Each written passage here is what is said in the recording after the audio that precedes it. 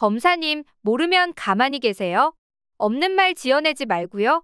고일석 에디터.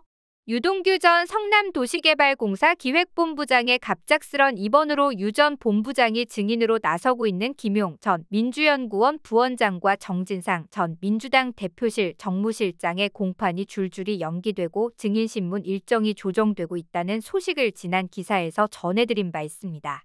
김용 전 부원장 공판은 일정을 바꿔 지난 25일과 어제 남욱 변호사에 대한 증인신문을 진행했습니다.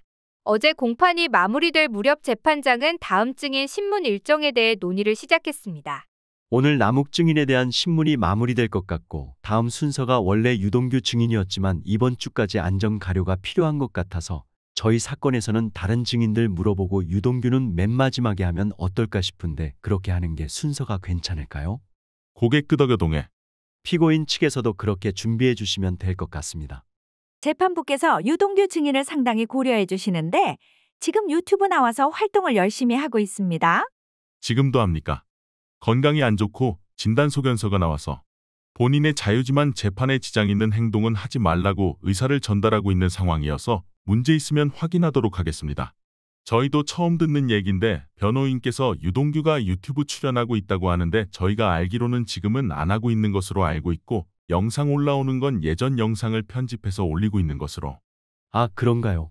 저희 재판에 직접 관련된 것들은 공보관 통해서도 확인하고 있지만 재판부에서 건강상 어렵다고 해서 이번 주 화요일까지 입원해야 하는 것으로 알고 있습니다. 영상 촬영을 계속하는지 예전 것인지 모르겠지만 재판에 지장이 있는 행동은 자제시킬 수 있도록 하겠습니다. 유 전 본부장이 유튜브 활동을 하고 있다는 말에 재판장이 깜짝 놀라면서 확인해 보겠다고 하자 검사는 곧바로 예전 영상을 편집해서 올리는 것이라고 해명했습니다. 그런데 그 해명은 완전한 거짓말이었습니다. 유 전 본부장의 근황에 대해 왜 검사가 나서서 해명을 해야 하는지부터가 이상한 일이지만 말이죠. 검사가 말한 예전이라는 것은 유 전 본부장이 재판부의 건강 문제로 증인 출석이 어렵다고 밝힌 시점 이전이라는 말일 것입니다.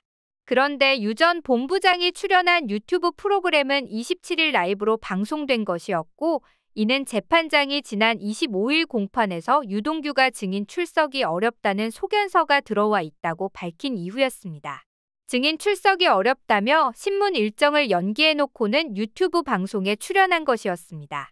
지난 25일 공판에서 검찰은 경기도시장 상권진흥원 이모 전 원장의 휴대폰에 대한 압수수색이 있었고 이에 대해 이 전 원장이 휴대폰을 잃어버렸다며 압수에 응하지 못한 사실을 거론하며 김용의 알리바이가 조작됐을 가능성이 농후하며 김용 보석 전후로 증거 조작이 의심되는 사정이 발생한 것은 필요적 보석 예외 사유에 해당될 소지가 있다고 주장했습니다. 검찰의 이 발언은 오전 공판 직후 언론들에 의해 김용 전 부원장이 보석으로 석방된 후 알리바이를 조작했다고 포장돼 대대적으로 보도됐습니다.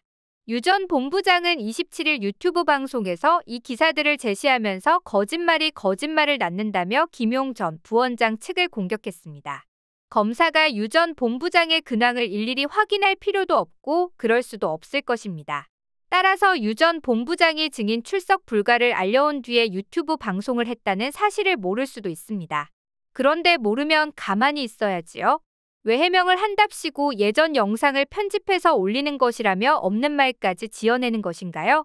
재판장이 깜짝 놀라며 확인해보겠다고는 했지만 유 전 본부장이 증인 출석이 어렵다고 해놓고 유튜브 방송에 출연한 것이 큰 문제가 아닐 수 있습니다. 거의 매일이다시피 재판정에 나가 증인 신문을 받는 것과 유튜브 방송에 출연하는 것은 그 물리적 피로도에 있어서 큰 차이가 있는 것이니까요.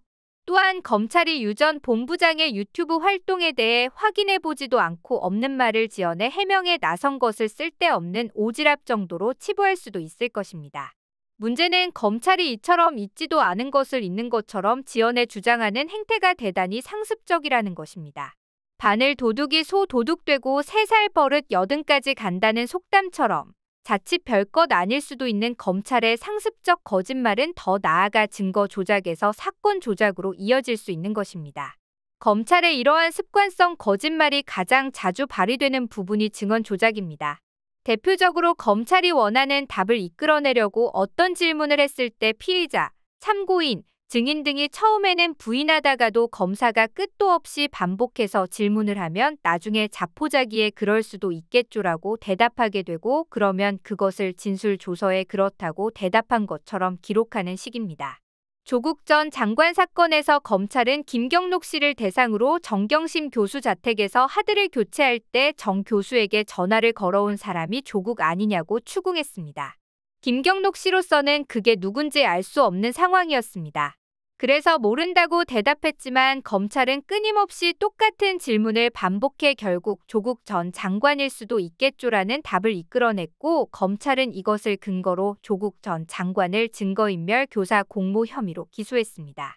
그때 정경심 교수에게 전화를 걸어와 통화를 한 사람은 정 교수의 이혼한 동서, 즉 조 전 장관 동생의 전 부인이었다는 사실이 공판 과정에서 뒤늦게 확인돼 이 부분은 무죄가 선고됐습니다. 검찰은 이를 수사 과정에서 쉽게 확인할 수 있었을 텐데도 김경록 씨로 하여금 자포자기성 거짓 증언을 이끌어내 그것을 근거로 기소까지 했던 것입니다. 이런 행태는 이재명 대표에 대한 재판과 김용 정진상에 대한 재판에서도 끊임없이 반복되고 있습니다. 지난 4월 14일 이재명 대표의 선거법 공판에서 증인으로 출석한 전 성남시 공무원 A씨는 검찰에서 김문기가 시장을 바짝 따라다니는 것을 보고 유동규가 시장을 잘 모시라고 지시한 것 같다고 진술했습니다. 이 대표 변호인이 이 진술에 대해 질문하자 A씨는 기억 안 난다. 어떤 맥락에서 나온 진술인지 모르겠다고 답변했습니다. 변호인이 그렇게 진술을 한 것은 맞는 것 같은데 진술이 잘 모르겠지만으로 시작한 것을 보면 증인의 추측이다.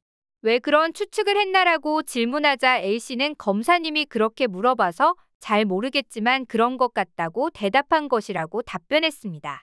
검사가 김문기가 시장을 바짝 따라다니는 것을 보면 유동규가 시장을 잘 모시라고 지시한 것 아니냐고 반복해서 질문하자 A씨가 그런 것 같다고 대답했다는 것입니다. 그런데 검찰 진술조서에는 그 문헌 자체를 A씨가 능동적으로 진술한 것처럼 기록돼 있었습니다. 이처럼 증인이 재판정에서 진술하면서 검사님이 집요하게 물어보셔서 그렇게 답변했다며 검찰 진술을 뒤집는 일은 이재명 대표와 관련된 재판에서 다반사로 벌어지는 일입니다.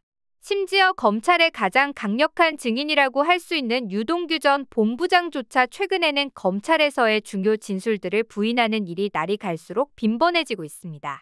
검찰은 김용 전 부원장의 광교 공영주차장 출차 기록과 관련해 지난 5월 4일 판교 공영주차장은 조기 출차나 이동 주차가 필요 없는 노상 주차장이라고 주장했다가 일주일 뒤인 11일 공판에서 변호인단이 사진을 제시하며 광교 공영주차장은 노상 주차장이 아닌 출입 차단기와 울타리가 설치된 주차장이라는 것을 밝혀내 일주일 만에 거짓말이 들통난 적도 있습니다.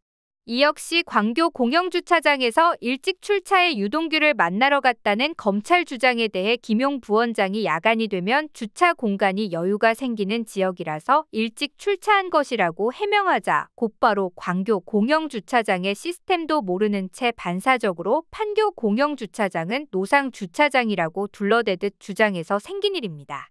검사든 피의자든 증인이든 누구든 모르는 것은 모르는 것으로 두어야 합니다. 검사 입장에서 피의자나 참고인이 모른다는 진술이 미덥지 않으면 다른 방식으로 입증을 해야 합니다. 모르는 것을 마치 아는 것처럼 꾸며내서는 안 됩니다.